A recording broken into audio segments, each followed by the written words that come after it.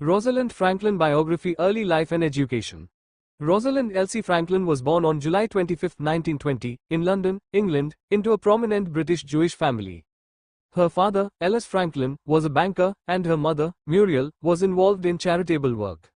The second of 5 children, Franklin showed an early aptitude for science and mathematics. She attended St. Paul's Girls' School, one of the few institutions that offered rigorous academic training for girls at the time. In 1938, she enrolled at Newnham College, Cambridge, to study natural sciences, specializing in physical chemistry. She graduated in 1941 and received a scholarship for postgraduate research.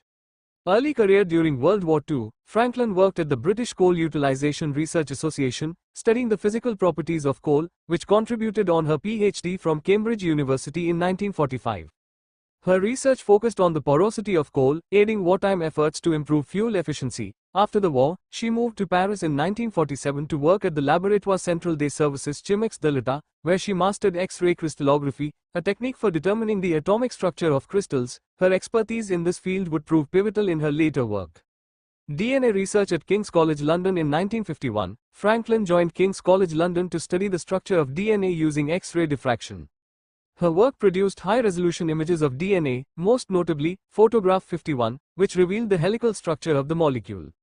Working under challenging conditions, including a tense relationship with colleague Maurice Wilkins, Franklin meticulously analyzed DNA's B form, concluding it was a double helix with a sugar-phosphate backbone on the outside.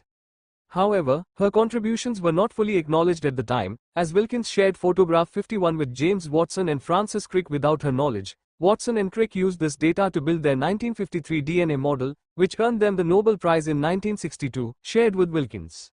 Later work and legacy. In 1953, Franklin left King's College to join Birkbeck College, where she conducted pioneering research on the molecular structure of viruses, particularly the tobacco mosaic virus. Her work laid the foundation for modern virology. Despite her brilliance, Franklin faced gender-based discrimination and limited recognition during her lifetime. Tragically, she was diagnosed with ovarian cancer in 1956 and died on April 16, 1958, at age 37.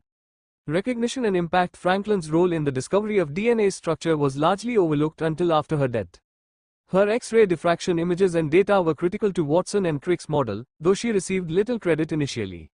In recent decades, her contributions have been widely acknowledged, cementing her legacy as a trailblazing scientist. Institutions, awards, and buildings, such as the Rosalind Franklin University of Medicine and Science in Chicago, now bear her name. Her story highlights both the brilliance of her scientific mind and the challenges faced by women in science during her era.